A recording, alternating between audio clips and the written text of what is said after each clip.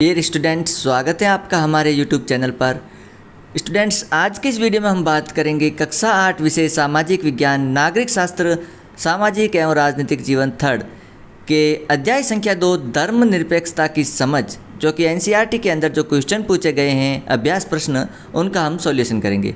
चलिए शुरू करते हैं। पहला प्रश्न है, अपने आस पड़ोस के में प्रचलित धार्मिक क्रियाकलापों की सूची बनाइए। आप विभिन्न प्रकार की प्रार्थनाओं, विभिन्न देवताओं की पूजा, विभिन्न पवित्र स्थानों, विभिन्न प्रकार के धार्मिक संगीत और गायन आदि को देख सकते हैं। क्या इससे धार्मिक क्रियाकलापों की स्वतंत्रता का पता चलता है?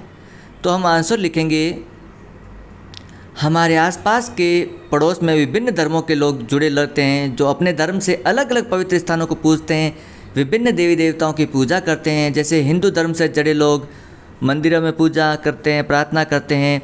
मुस्लिम लोग मस्जिद में नमाज और इबादत करते हैं। क्रिश्चियन धर्म से जुड़े लोग चर्च में प्रार्थना करते हैं। सिख धर्म से जुड़े लोग गुरुद्वारे में अदारत और कीर्तन करते हैं। अलग अलग धर्म से जुड़ी यह गतिविधियां दर्शाती हैं कि भारत में प्रत्येक व्यक्ति को धर्म अपनाने और उनको पूरी तरह से निभाने की स्वतंत्रता प्राप्त है। अगला प्रश्न है, अगर किसी धर्म के लोग यह कहते हैं कि उनका धर्म नवजात शिशुओं को मारने की छूट देता है, तो क्या सरकार किसी तरह का दखल देगी या नहीं? अपने उत्तर के समर्थन में कारण बताइए। तो आंसर लिखेंगे, यदि कोई धार्मिक समूह कहता है कि उनका धर्म उन्हें शिशु हत्या करने की अनुमति देता है, तो सरकार निश्चित रूप से हस्तक्षेप करेगी। कहने की आवश्यकता नहीं है कि भ्रूण हत्या एक अपराध है। अगला प्रश्न है, इस तालिका को पूरा कीजिए। तो यहाँ पर एक तालिका दी गई है जिसमें उद्देश्य और ये क्यों महत्वपूर्ण है और इस उद्देश्य के उल्लंघन का कारण। तो हम आंसर लिखेंगे, एक धार्मिक समुदाय दूसरे समुदाय का वर्चस्व नहीं रखता है। तो यह महत्वपूर्ण क्यों है? यह महत्वपूर्ण है क्योंकि संविधान सभी धार्मिक स्वतंत्रता का अधिकार देता है, और यह नहीं दिया गया होता तो देश में दंगे और सौहार्द बिगड़ने की संभावना हो सकती। और इसका उद्देश्य इजराइल के यहूदी मुसलमानों और क्रिश्चियन के साथ बुरा व्यवहार करते हैं। ये उदाहरण हो गया। अगला है, राज्य न तो किसी धर्म को थोपता है और न ही लोगों की धार्मिक स्वतंत्रता छीनता है। यह महत्वपूर्ण है क्योंकि देश में प्रत्येक व्यक्ति को अपनी पसंद का धर्म अपनाने का अधिकार होता है। यही बात देश को धर्मनिरपेक्ष देश बनाती है। उदाहरण है, राज्य छुआछूत जैसी सामाजिक समस्या को दूर करने के लिए धर्म में हस्तक्षेप करता है। अगला है, एक ही धर्म के कुछ लोग अपने ही धर्म के दूसरे लोगों को न दबाएं। यह महत्वपूर्ण है क्योंकि धर्म को धन या पंथ के आधार पर विभाजित नहीं किया जा सकता।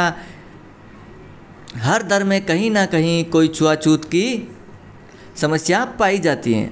अगला है प्रश्न संख्या 4, अपने स्कूल की छुट्टियों के वार्षिक कैलेंडर को देखिए। उनमें से कितनी छुट्टियां विभिन्न धर्मों से संबंधित हैं? तो विभिन्न धर्मों के लिए कुछ कैलेंडर में छुट्टियां, जैसे हिंदू धर्म में है लोहड़ी, होली, रक्षाबंधन, दीपावली, दशहरा, भैया दूज, बसंत पंचमी, शिवरात्रि। और मुस्लिम धर्म अपनाते हैं मुहर्रम, ईद ए मिलाद, ईद उल फितर। सिख धर्म की है लोहड़ी, होली, गुरु नानक जयंती। जैन धर्म अपनाते हैं महावीर जयंती। भारत एक धर्मनिरपेक्ष राज्य है और हर व्यक्ति सभी धर्मों का आदर और सम्मान करता है। अगला है प्रश्न संख्या 5, एक ही धर्म के भीतर अलग अलग दृष्टिकोणों के कुछ उदाहरण दें। आंसर लिखेंगे, एक ही धर्म में विभिन्न भिन्न विचारों के कुछ उदाहरण इस प्रकार हैं। जैसे हिंदू विभिन्न देवी देवताओं की मूर्तियों की पूजा करते हैं। मुसलमान शिया और सुन्नी में बंटे हुए हैं।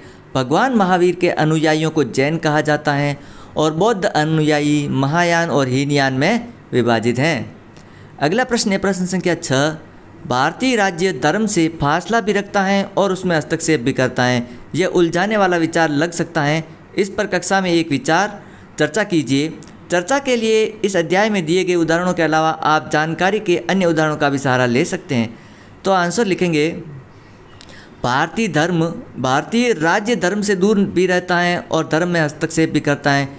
यदि बहुसंख्यक धार्मिक समूह वाले व्यक्ति को राज्य की सत्ता मिल जाती है, तो वह इस शक्ति का उपयोग अन्य धर्मों के लोगों के साथ भेदभाव करने और उन पर अत्याचार करने के लिए कर सकता है।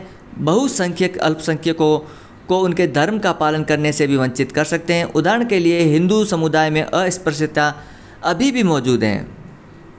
अगला प्रश्न संख्या 7, साथ में दिया गया पोस्टर शांति के महत्व को रेखांकित करता है। इस पोस्टर में कहा गया है कि शांति कभी न खत्म होने वाली प्रक्रिया है, यह हमारी आपसी भिन्नताओं और साझा हितों को नज़रअंदाज करके नहीं चल सकती। ये वाक्य क्या बताते हैं, अपने शब्दों में लिखिए। धार्मिक सहिष्णुता से इसका क्या संबंध है? तो आंसर लिखेंगे, उपरोक्त वाक्यों से हमें पता चलता है कि शांति हम सभी को अच्छी लगती है, क्योंकि शांति होने पर ही राज्य में विकास के कार्य हो सकते हैं। इसलिए प्राय सभी धर्मों का द्वारा शांति का विचार प्रचार करना चाहिए, क्योंकि शांति के बिना विकास असंभव है। अतः विश्व के सभी धर्मों में शांति स्थापना के लिए आपसी सहयोग एवं सहिष्णुता होना आवश्यक है। इस प्रकार ये चैप्टर कंप्लीट होता है। छात्रों, यदि आपको ये PDF के रूप में डाउनलोड करना है तो वीडियो के डिस्क्रिप्शन में लिंक दिया गया है, उससे वेबसाइट पर जाकर के आप इस PDF को डाउनलोड कर सकते हैं। और हाँ छात्रों, यदि वीडियो अच्छा लगे तो लाइक और शेयर कीजिएगा। इसी प्रकार के अन्य NCERT सॉल्यूशन प्राप्त करने के लिए बने रहें चैनल के साथ। मिलते हैं अगले वीडियो में।